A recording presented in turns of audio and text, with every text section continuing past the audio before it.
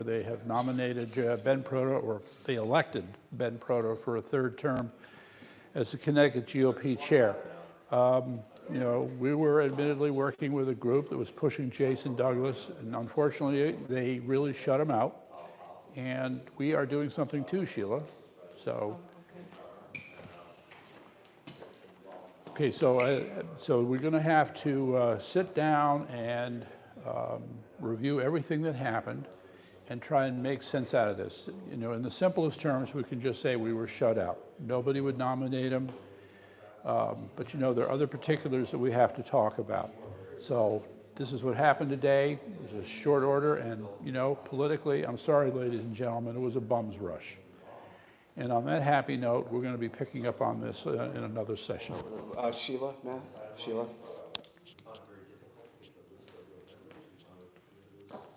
Yeah. Hi. We're at the Republican chairman, sorry about that, nomination, and basically the chairman has captured all the delegates. He withheld the phone numbers, the emails. His phone is disconnected. He doesn't post the qualifications. And then when Jason passed out all the information about himself, when he finally did get their contact information, they all made fun of him last night, basically telling him to put down his music and that he didn't look qualified, and so made fun of the way he looked. He's a private investigator, and he has a family here and has been involved in politics for a long time. And so they basically shut him out of the nomination process because they captured the delegates, meaning they would not let anybody else have any access to the delegates. So there's no email address, there's no phone numbers, and there's no instructions on the chairman how to even become a chairman. So this is a closed process. It's really very unethical, and the people we've met around the country here in Connecticut have basically are fed up. They are so upset about this entire process. They think it's a game. We've talked to a couple of people in RNCs, and they're told, well, now you have 2 years to try to get this guy out who has done nothing. And basically it's a super majority, and basically the Democrats have all the power. They have none. This room means nothing. They have no power in the state of Connecticut. That's the way they like it. And their finances should be audited. They really should be looked at seriously. A DOJ should take a look at it, because I really think that this entire process has been captured. We came in here with an RV. They posed as people looking to purchase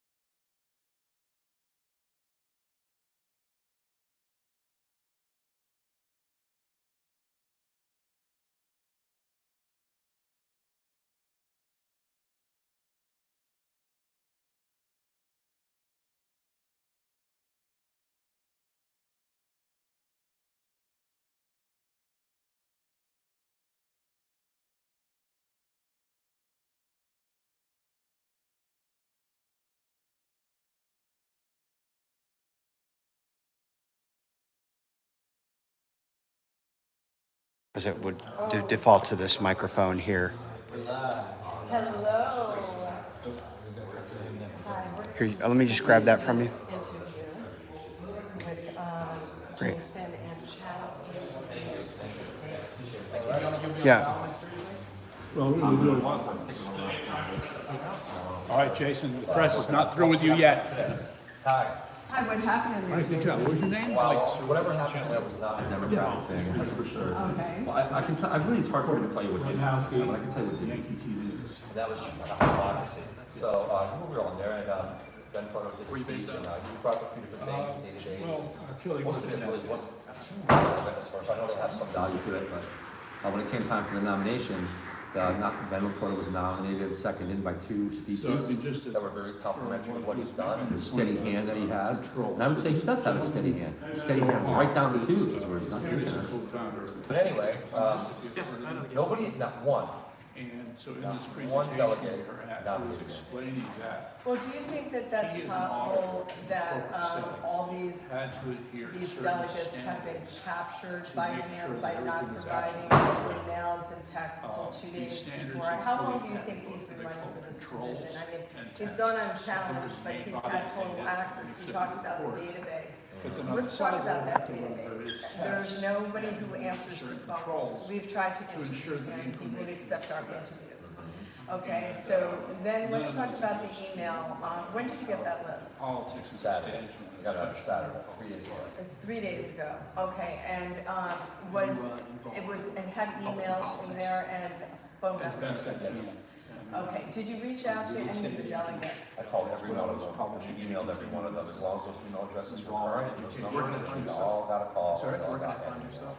And they all got also an attachment with our platform. You were pretty busy last night on, I'm a little tired, I spent 12 hours in my living room calling people all over the road. Most of the day before, so. and there was some controversial comments made by some of these delegates. Can you expand on those? Because you received them, I got a copy of them.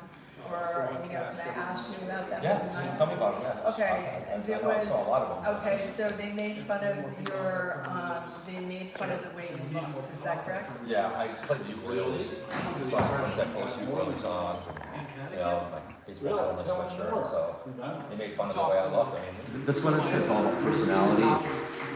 Ad hom attacks. I'm not the most handsome one. Do you have any legal recourse either statutorily, either statewide or federally? For them making fun of me? No. For being shut out of the process. Unfortunately not, because you know, we're just like she said before, there's really, that's it, we have no choice but to go and maybe go to a restaurant, and this is lack of democracy in this place. There's nothing else we can really do, but, you know, I'm not done, but this for tonight, you know, in order to get talk, I'd have to walk in there and bully my way to the front, we're not gonna do that, we're not that kind of people, so. Wow, so basically, nobody can nominate you because were they afraid to hear anything you had to say? Really good question. There were so many of them that said they agreed with me ideologically, they agreed with my principles, and they even agreed that Ben's not doing a good job. But when it came down to whether they're gonna vote for me or not, that was a whole different story. And the biggest excuse they gave is that they already promised Ben. Can you name any names who specifically claims that he's not been doing a good job? No, I don't. Garrett, Put down the email address and I will send you. most of them didn't talk to me. I'm trying to think. Well, actually, I talked to probably 49 or 50 of them. Mind blowing. Most of all the females, Pam Salomon, How did you find this out? said that, tried to say that I didn't vote in the last election, and then when I proved that I did, she expanded it. So, well, you didn't look at his voting record over the last 6 years. So whatever you expanded, impugned me, you know. And it turned out, yeah, I didn't vote in 2020, that's true. And the reason why is because I'm smart with math and the observation I use. Is that a requirement? No, it's certainly not. It's certainly not. The only thing that requires is that you're a registered Republican. Okay, also, you know, I hear a lot of people saying you were inexperienced. I looked on their website, they have no requirements for this position, they have no skill sets. No. nothing on the chairman's website that says what is required to be the chairman. So how do you feel about the fact that they don't list the requirements for the chairman? Well, it's not that they don't list the requirements, because it's that they don't list them, then there's some unwritten thing that they're just making up. And as far as experience is concerned, what you mean is that I don't have experience in certain fields. That's what it means. Now, we know how this unit has performed versus how my company in U.S. government has in terms of being solved. Most private corporations, legal corporations, interested in success. They don't seem interested in it here, because this unit is not successful. We follow this because there's a supermajority and it impacts the country. And the seats are going unfilled. And there's a money problem in this Republican Party, is that correct? Can you expand a little bit on the finances? The Republican Party, this in the state of Connecticut, is nearly broke. It's on the verge of bankruptcy 2 or 3 times. Fundraising is not adequate. We have one fundraiser in Stanford. It's called Prescott Bush Fundraising. And it's on one end of the state. So if you live on the eastern side, where it's a pain to get there, this year they didn't even have the one major fundraiser. It's almost non-existent. They have a couple little ones here and there. If I was chairman, I would have 2 fundraisers in every county on a regular basis. Fundraising would go up. Another thing is efficiency. I have to ask, this unit should be audited. Where is all this money going? They take in a lot of it. Where's it all Right. going? When was the last time it was audited? The finances are really important to take a look at because, they basically said that they're doing really well with the fundraising and the financing. Is $6 there million? an audit done on the GOP chairman's office? Not that I'm aware of, not since I've been walking and talking that I know about. And it's absolutely a closed procedure. The people are, trucks are going by, you hear the horns honking. Some people tonight, and they're fed up, they want to change. These people, I don't need to. The committee's age as well. They don't want guys in there that don't seem to be want to do anything. They don't have a plan. That's the thing. They're based on a plan. And I believe that if I became chairman, the 20 or so that talked to me that said they support me, will come aboard. They will help me. And then the other ones are going to get voted out. It might take a little time. This needs to change. How is the media, I noticed on the talk radio this morning, the radio personalities and the Facebook Live talking about this meeting tonight, they had it all wrapped up for Proto. And then when they talked about you, they would chuckle and laugh and belittle you. Do you think that's a good way to have an inclusive party? And what do you think of the media that you've gotten in the last 3 days versus what he's produced over the term of his tenure? Well, to tell you right now, he's a success. These days, media is no longer television news or radio. That's just part of it. Media is you and me and everybody. We have social media. Everybody can do their own podcast if they want, and we got to take advantage of that. If I was chairman, I would have a press conference monthly, talking to the public. I would expand on social media. There's so much more. Look at what we have here already. This all started because of my campaign. Imagine what I could do if I was chairman, how much I could beef up the exposure of this party and get it out there to the voters. Getting back to your first part of your question, when I was here earlier, before they let us into the room, I had flyers I was handing out with my speech and writing. So many of them wouldn't even look at me or take it. They walked away from me and basically, literally, turned their nose up in the air away from me. Now that is absolutely unacceptable. It's not professional to begin with. They work for the people. We are the people. It's unbelievable. These people gotta go. We're gonna find out these. I know who some of the people are did that. We're gonna get it published. We're gonna get this out to these. Thank you very much for taking the time to You know what, I interview. have to say, we were up, CJ, where were we at?